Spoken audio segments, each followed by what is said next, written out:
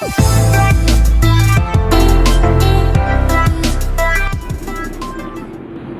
बच्चों, मैं धीरज कुमार साहू, भौतिक विज्ञान प्रवक्ता। आज हम जानते हैं किरण प्रकाशिकी के अंतर्गत प्रकाश के परावर्तन एवं गोलीय दर्पण के अंतर्गत दर्पण सूत्र। इससे पहले वाले भाग में हमने फोकस दूरी वक्रता त्रिज्या में संबंध जाना था और हमने सीखा था फोकस दूरी वक्रता त्रिज्या की आधी होती है। फोकस दूरी वक्रता त्रिज्या की क्या होती है? आधी होती है। आज हम जानने जा रहे हैं दर्पण सूत्र, मिरर फार्मूला, या हम इस सूत्र को कह दें 1/f बराबर 1/v प्लस 1/u। दर्पण सूत्र का सत्यापन, दर्पण समीकरण का सत्यापन करने जा रहे हैं। इसमें भी हम दो भाग बनाएंगे, एक अवतल दर्पण के लिए, दूसरा कौन से दर्पण के लिए? उत्तल दर्पण के लिए। पहला अवतल दर्पण के लिए, तो पहली हेडिंग हो जाती है, नंबर फर्स्ट पार्ट हो जाता है अवतल। अवतल मीन्स कॉनकेव। दर्पण के लिए एफ वी व यू में संबंध, relation between F V U for the concave mirror. हम अवतल दर्पण के लिए एफ यू बी में संबंध ज्ञात करने जा रहे हैं। दर्पण सूत्र, mirror formula for the concave lens, concave mirror. हम कॉनकेव मिरर के लिए हम दर्पण सूत्र मीन्स मिरर फार्मूला सिद्ध करें। इसके लिए हमें क्या चाहिए? कॉनकेव मिरर चाहिए। कौन सा मिरर चाहिए? कॉनकेव मिरर चाहिए। तो हम इसके लिए सबसे पहले एक कॉनकेव मिरर ले रहे हैं, मीन्स जो अवतल दर्पण है। इस दर्पण का नाम हमने M1 M2 कहा। इस दर्पण का नाम हमने क्या कहा? M1 M2। कन्फर्म। इस दर्पण का ध्रुव क्या है? P है। इस दर्पण का ध्रुव कितना क्या है? P। ध्रुव मीन्स पोल। पीछे पोल की परिभाषा भी जानी थी। किसी परिवर्तकाल तल का मध्य बिंदु होता है। इसका वक्रता केंद्र क्या कह रहे हैं हम? C कह रहे हैं। तो इसका मुखअक्ष हो जाएगी PC। वक्रता केंद्र हम ले लेते हैं इस पर C।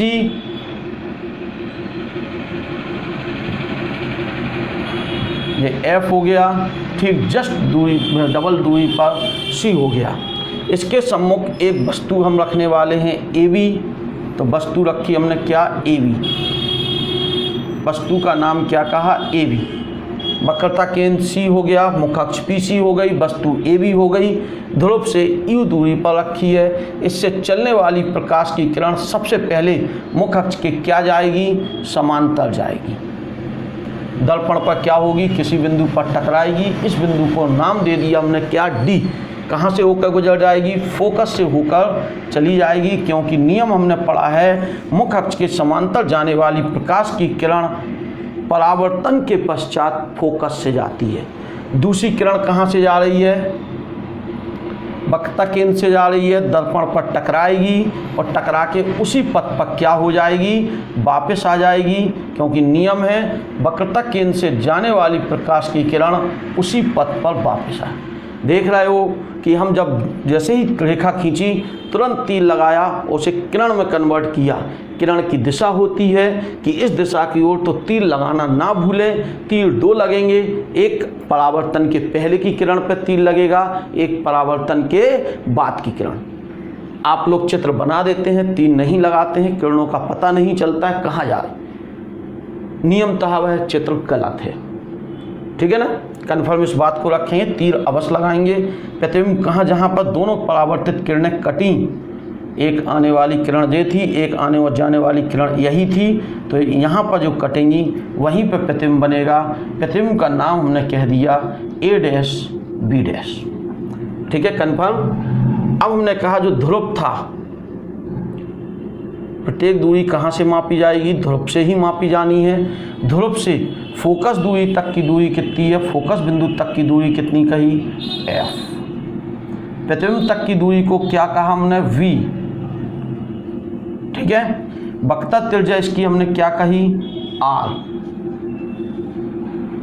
और वस्तु की दूरी यू। कन्फर्म, बिल्कुल क्लियर होना चाहिए।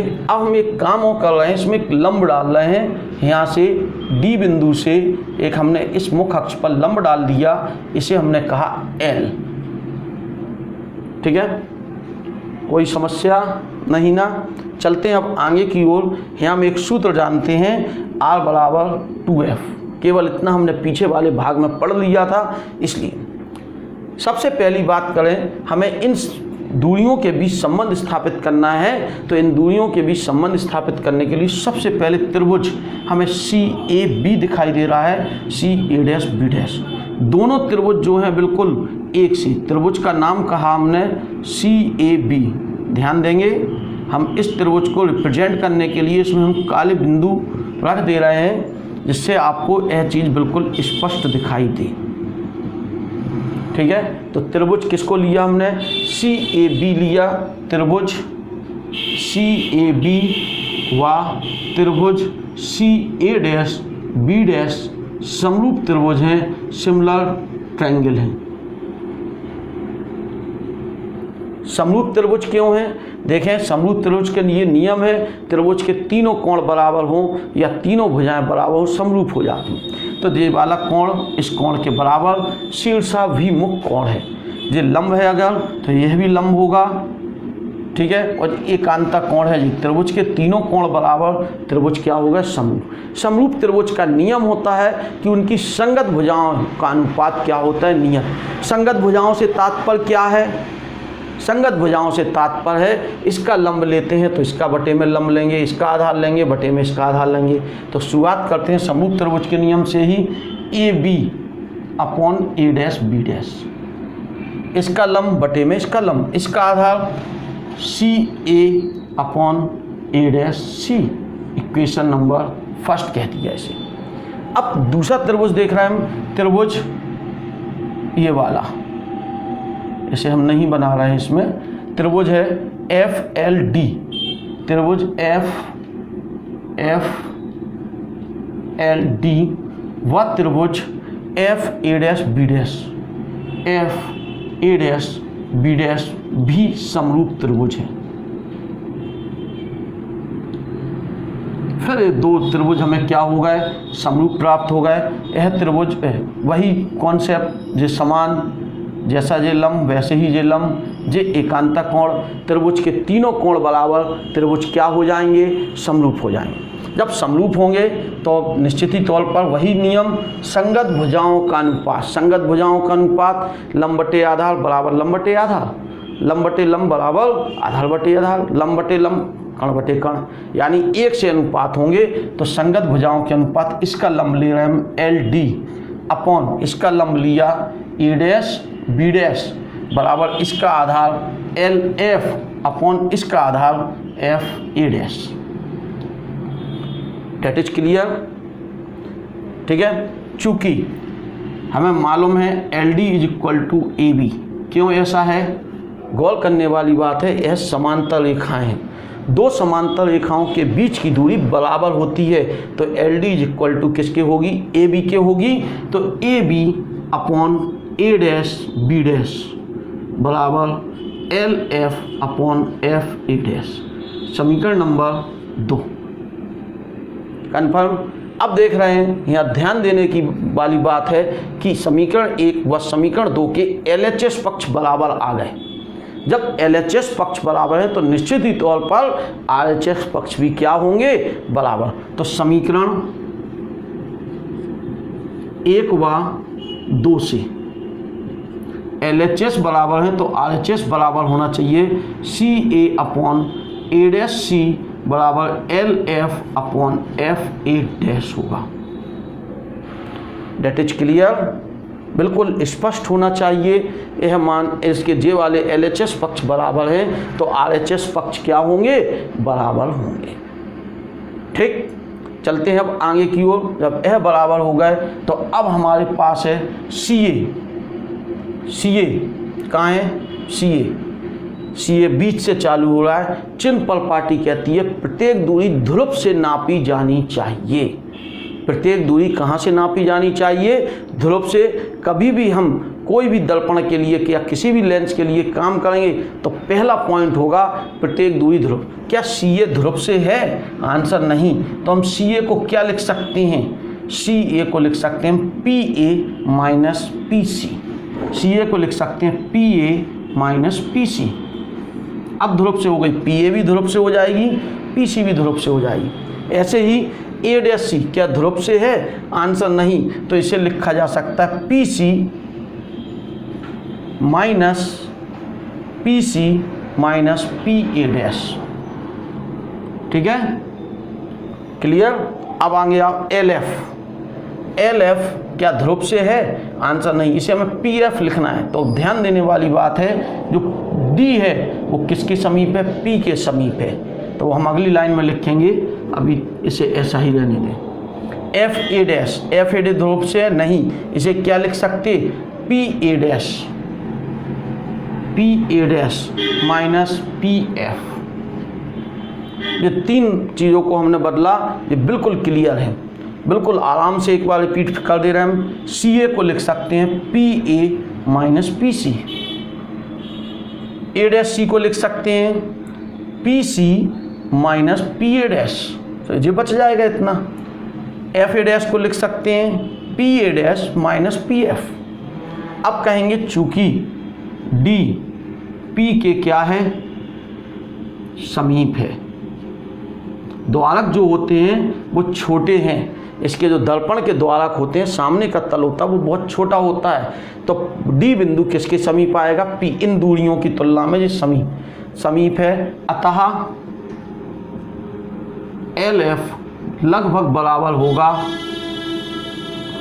PF के। LF लगभग बराबर PF के।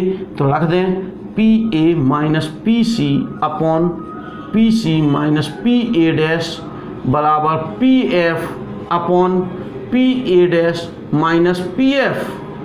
कन्फर्म? अब हमें क्या करना है? इन सब के क्या रखने हैं? मान रखने हैं। इन सब के मान रखना चाहते हैं तो PA का मान, ध्यान देने वाली बात और बिल्कुल स्पष्ट सुन लें, सभी मान चिन्ह सहित रखे जाएंगे। चिन्ह प्रॉपर्टी का उपयोग हम इसके दूसरे भाग को सिद्ध करने के बाद जरूर आपको बताएंगे। चलो, PA का मान U, लेकिन कौन सा? माइनस का U। माइनस का क्यों रखेंगे? क्यों माइनस का होगा? किरण जा रही है, आपतित मुख किरण ABD दिशा में है और हम ध्रुव से दूरी विपरीत दिशा में नाप रहे हैं। तो इस चित्र में सभी दूरियां क्या हैं? माइनस की हैं। ध्यान देने वाली बात है कि किरण के विपरीत दिशा में नापी चिन्ह प्रॉपर्टी साफ साफ कहती है किरण के विपरीत दिशा। अगर किरण यहाँ को जा रही है, प्रत्येक दूरी ध्रुव से नापनी हो, ध्रुव से विपरीत दिशा में नापोगे तो ऋणांक। ये सब ध्रुव से नापने पर विपरीत दिशा आ रही मुख्य किरण की दिशा में। तो ये सब किस चीज़ के होंगे? माइनस के होंगे। तो PA का मान रखो, PA का मान माइनस का U। चिन्ह प्रॉपर्टी जरूर प्रयोग करें। PC का मान माइनस का R, माइनस का R। चलें, PC का मान माइनस R। ठीक, कन्फर्म है। PA' का मान, PA' प्रतिबिंब की दूरी V, ये हो गया माइनस का V। PF का मान माइनस का F, PA' का मान माइनस का V और माइनस का F। सभी मानों को ध्यान से देखें। PA U, PC वक्रता त्रिज्या, PC वक्रता त्रिज्या, PA' प्रतिबिंब की दूरी V, PF फोकस दूरी F, PA' प्रतिबिंब की दूरी, ठीक है ना, PF फोकस दूरी। सबके मान रख दिए। सब में माइनस कॉमन लेके क्या हो जाएगा? कट जाएगा। क्या बचेगा? U minus R upon R minus V बराबर F upon V minus F। अब एक चीज़ सोचने की है कि चिन्ह जब सब कट गए तो रखे ही क्यों थे? इसका आंसर अगली डेरिवेशन में, अगले ही इसके विभाग में उत्तल दर्पण के बाद हम आपको देंगे कि क्यों रखे। जब कटने ही थे, इस फार्मूले में कट गए, जरूरी नहीं है अगले सूत्र में कटे। देखते हैं उसको भी। जरा देखें हम, चूंकि R बराबर हम कितना जानते हैं? 2F। रख दें यहाँ u minus 2f upon 2f minus b बराबर f upon b minus f multiply this and this. करें इसका इसमें करेंगे तो क्या आ जाएगा uv, इसका इसमें करेंगे माइनस का 2fv, थोड़ा यहाँ से लिखें जगह हमारे पास कम है।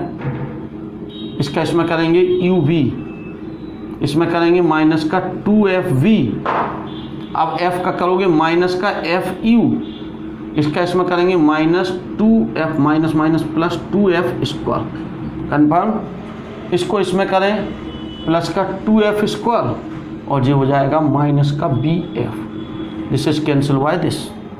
ठीक, गौर करो, इसे यहीं रहने दें हम uv, इसको हम उस तरफ ले जाएं प्लस का हो जाएगा 2fv, ये भी उस तरफ जाएगा प्लस का हो जाएगा fu और ये माइनस का bf है। दो में से एक घट जाएगा बचेगा एक, तो uv बराबर fv प्लस fu। फार्मूला तैयार हो गया। अगर हम प्रत्येक पद में ubf का भाग देने पर देते हैं भाग, तो uv अपॉन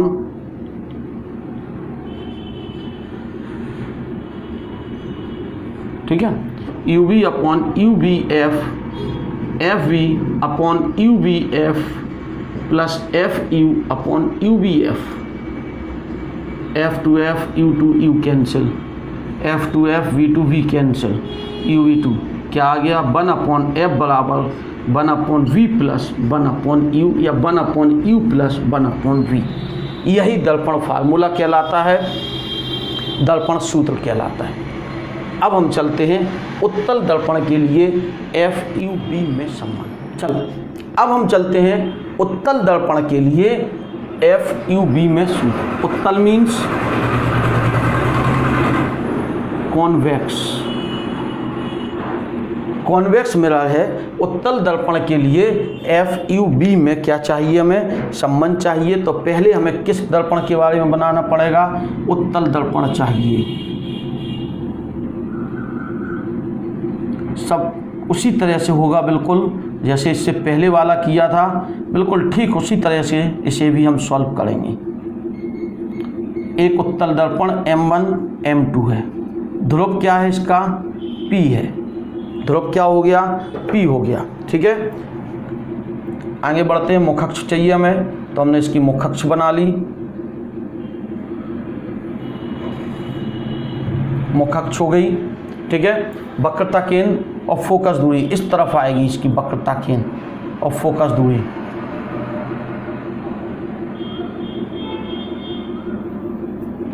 इसे और बड़ा ले रहे हैं, चित्र स्पष्ट दिखाई दे। ठीक है, जब फोकस दूरी हो गई, वक्रता केंद्र जस्ट दुगनी दूरी पर बनाया। इसके सम्मुख क्या रखी है, वस्तु रखी है। वस्तु बहुत दूरी पर रखी जाती है, क्योंकि जगह इतनी ही है हमारे पास, तो हम वस्तु का नाम क्या दे रहे हैं AB। पहली किरण मुखअक्ष के क्या होगी, समांतर जाएगी। AB ली हमने वस्तु, पहली किरण मुखअक्ष के क्या जाएगी, समांतर। नियम सीधा सीधा सा है, पहली किरण जो है वस्तु की हम मुखअक्ष के समान कहाँ से होकर जानी है, फोकस।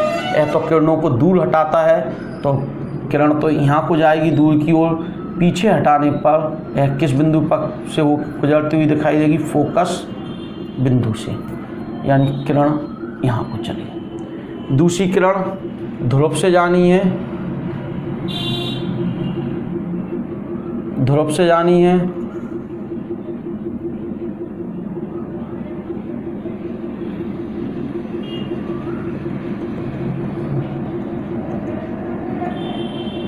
ठीक है, जिस पथ पर जाएगी ध्रुव से वक्रता केंद्र से, सॉरी ध्रुव से नहीं वक्रता केंद्र से, गलत बोल गए हम, ध्रुव नहीं वक्रता केंद्र, वक्रता केंद्र से जानी है, उसी पथ पर वापस आए। हो गई। जहाँ पर यह किरणें काटती हैं वहीं प्रतिबिंब बनता है। इसमें बना हुआ प्रतिबिंब कैसा होता है, आभासी तथा सीधा होता है। इस प्रतिबिंब का नाम हमने A' B' कहा। इस बिंदु को हमने D कहा।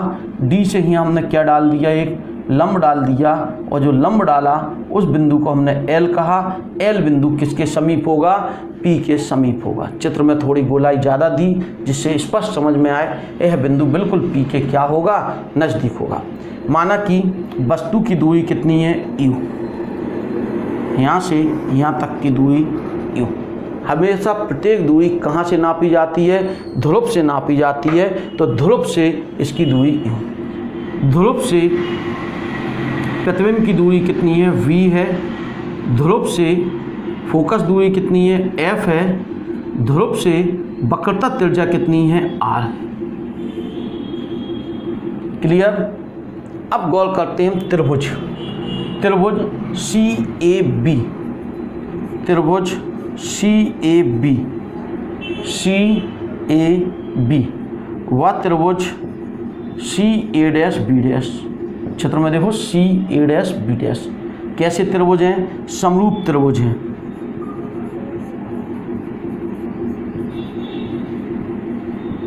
समरूप त्रिभुज का नियम लगाएंगे।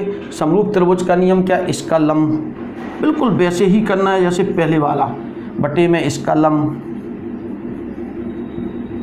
इसका आधार CA अपॉन में इसका आधार A' CA'। Equation number first. अब दूसरा त्रिभुज लेते हैं। दूसरे त्रिभुज ले रहे हैं हम FLD। त्रिभुज FLD व त्रिभुज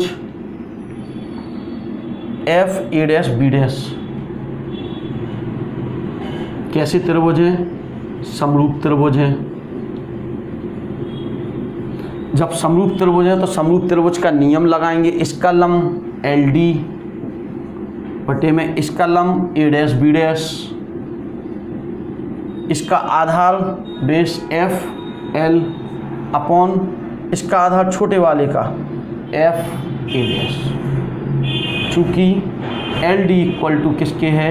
AB। क्यों? समांतर रेखाओं के बीच की दूरी सदैव क्या होती है? समान होती है। समांतर रेखाओं के बीच की दूरी क्या होती है? समान। तो LD बराबर किसके हो गया? AB।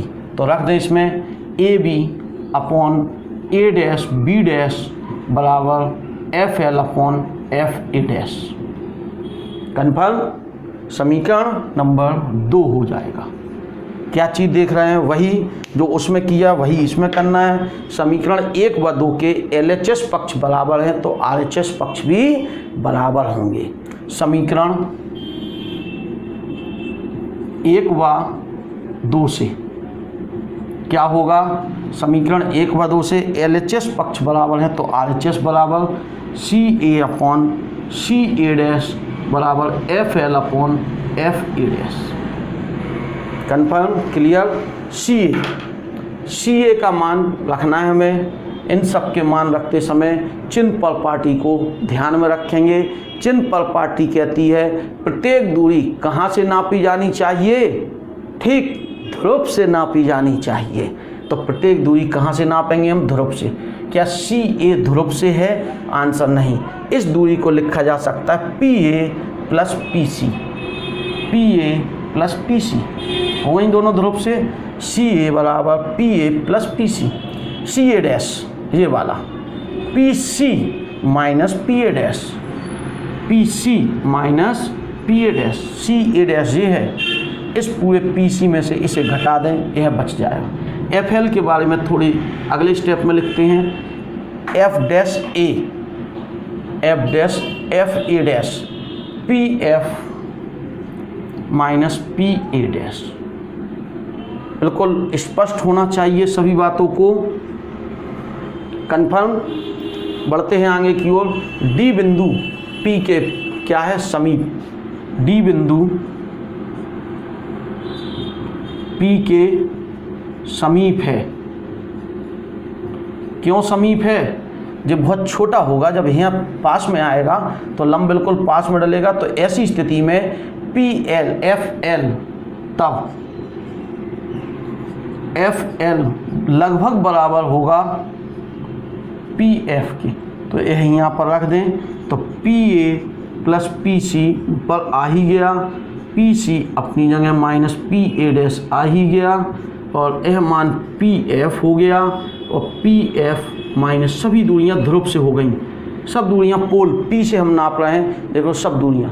अब इनके मान रखेंगे, चिन्ह सहित मान रखेंगे। चिन्ह पर पार्टी कहती है प्रत्येक दूरी ध्रुव से नापी जानी चाहिए। दूसरी बात कहती है कि ध्रुव से नापी गई किरण की दिशा में नापी गई सभी दूरियां धनात्मक और किरण के विपरीत दिशा में नापी गई दूरी, किरण मुख किरण यह है, यानी इस ध्रुव से नापनी है तो इसकी दिशा ये बनेगी, ये सब दूरियां प्लस की आएंगी और ये दूरी काय की आएगी माइनस। पीछे चारों किस चीज़ की थी? माइनस की थी, क्यों? चारों इस तरफ थी। ध्यान रखेंगे किरण यह है, किरण की दिशा में नापी गई दूरियां धनात्मक, तो ये प्लस की होगी, ये प्लस की होगी, ये प्लस की। किरण के विपरीत दिशा में एक ही है डिस्टेंस u, तो यह काय की होगी माइनस। रखते हैं पी ए का मान माइनस का u, ठीक है, plus P C, P C का मान पी सी, पी सी इस तरफ को है तो प्लस का आर, अब नहीं कटेंगे, ठीक है। P C P C P C plus का R, confirm. P A dash V, वो भी काय का? प्लस का वी। चिन्ह लिखना जरूर सीखें, चिन्ह पर पार्टी प्रयोग जरूर करें। अभी बताते हैं क्यों प्रयोग करें, नहीं लगाते चिन्ह पर पार्टी तो क्या होता। पी एफ का मान प्लस का एफ, फिर नीचे पी एफ का मान प्लस का F, P A dash plus का वी, ठीक है। ये क्या हो गया? माइनस यू प्लस आर, इसका इसमें गुणा हो जाएगा तो एफ माइनस वी, ठीक। एक लाइन और बढ़ा लेते हैं, कोई दिक्कत नहीं। माइनस यू प्लस का r upon plus r minus का v, f upon F minus v. Solve करिए, चिन्ह हटा दिए। चूँकि हम एक मान और रख दें, आर बराबर क्या होता है 2f रखने पर, पीछे सिद्ध कर लिया। इसके लिए पीछे वाले भाग को जरूर देखें और उससे आप इसको कंफर्म करें। Minus you plus R, R की जगह क्या लिख देंगे हम? 2f, ठीक है। आर की जगह 2f minus B, F upon F minus B. क्या करेंगे? क्रॉस मल्टीप्लिकेशन करेंगे, जिसे हम अपनी भाषा में कैंची गुणा कहते हैं, यानी इसका इसमें, इसका इसमें। चलो इसका इसमें करते हैं, माइनस का यू एफ, इसमें करोगे प्लस का 2f स्क्वायर। अब b का करोगे इसमें minus minus plus U V, इसमें करोगे माइनस का 2fv, इसमें करें प्लस का 2f स्क्वायर, ठीक है। और इधर करेंगे माइनस का bf, ठीक। ये कैंसिल बाय दिस। अब यू वी यहीं रहने दें, इसको उठा के उस तरफ ले जाएं, क्या हो जाएगा? प्लस का 2fv प्लस का uf माइनस bf। सॉल्व कर लें, uv बराबर fv या uf प्लस fv। कितने का भाग? प्रत्येक पद में UBF का भाग देने पर, UBF का भाग देंगे तो UV upon UBF, UF upon UBF plus FV upon UBF। ये कट जाएंगे, यहाँ बचेगा 1 अपॉन F, यहाँ F कटेगा, U कटेगा, 1 upon V plus 1 upon U, F और B कट गया। यही दर्पण सूत्र। अरे वाह, दोनों फार्मूले एक ही आ रहे हैं, अवतल दर्पण और उत्तल। पीछे भी अवतल दर्पण के लिए यही सूत्र बना था और उत्तल दर्पण के लिए भी ऐसा सोचा। क्यों? क्योंकि हमारे पास चिन्ह पर पार्टी है। अगर चिन्ह पर पार्टी नहीं होती तो दोनों फार्मूले क्या होते? अलग अलग होते, जिस चिन्ह नहीं रखते। यानी चिन्ह पर पार्टी से एक फ़ायदा हुआ, किसी भी स्थिति के लिए सूत्र वही होगा। अब जब भी हम सवाल लगाएंगे तो चिन्ह पर पार्टी प्रयोग करते समय इन चिन्ह पर पार्टी एक बार फार्मूला बनाते समय प्रयोग हुई, एक बार सवालों को प्रयोग करते समय इस चिन्ह पर पार्टी को हटाते हुए प्रयोग करेंगे, एक बार फिर अप्लाई करेंगे चिन्ह पर पार्टी, जिससे इसमें प्रयोग की गई चिन्ह पर पार्टी हट जाएगी और पुनः फार्मूला उस स्थिति के लिए तैयार हो जाएगा जो अगर चिन्ह पर पार्टी नहीं होती तो हर दर्पण के लिए अलग अलग सूत्र होते। ऐसी स्थिति में सूत्रों की संख्या बहुत ज़्यादा हो जाती और हम कंफ्यूज होने लगते, कहाँ माइनस है कहाँ प्लस है कैसा। एक चिन्ह पर पार्टी 3 स्टेप तैयार करने हैं केवल। एक प्रत्येक दूरी कहाँ से नापनी है, ध्रुव से नापनी है, किरण की दिशा में, मुख्य किरण की दिशा में, आपतित किरण की दिशा में नापी गई दूरी क्या होंगी, धनात्मक होंगी, उसके विपरीत दिशा में नापी गई दूरी ऋणात्मक होंगी, मुख्य अक्ष के ऊपर की ओर मापी गई दूरी धनात्मक, मुख्य अक्ष के नीचे की ओर मापी गई दूरी।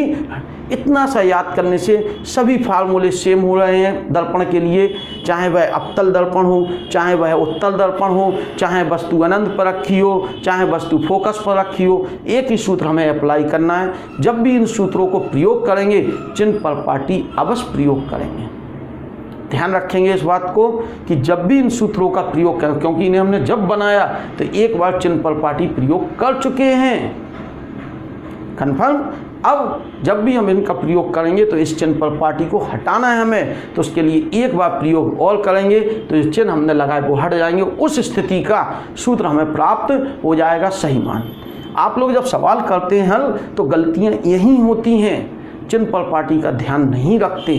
किन सूत्रों में चिन्ह पर पार्टी प्रयोग होगी, किन में नहीं होगी, इसको हम बताते जाएंगे। इस सूत्र को चिन्ह पर पार्टी सहित बनाया है, इसलिए इसमें चिन्ह पर पार्टी प्रयोग हो। चिन्ह पर पार्टी 2 बार प्रयोग होनी है फार्मूले, एक समय बनाते समय, एक बार सवाल को हल करते समय। 2 बार के बाद यदि प्रयोग हो फिर से चिन्ह पर पार्टी आती तो प्रयोग नहीं करेंगे, क्योंकि वो चीज़ उसमें से हट गई। ठीक है ना, कन्फर्म इस बात को ध्यान रखेंगे। समय को नष्ट बिल्कुल ना करें और क्वेश्चन को समझें। यह क्वेश्चन, इसको आप फार्मूलों को एक जगह लिखते जाएं, आगे की उच्च कक्षाओं में जाएंगे इन सभी सूत्रों का प्रयोग आपका होगा। Okay, thank you.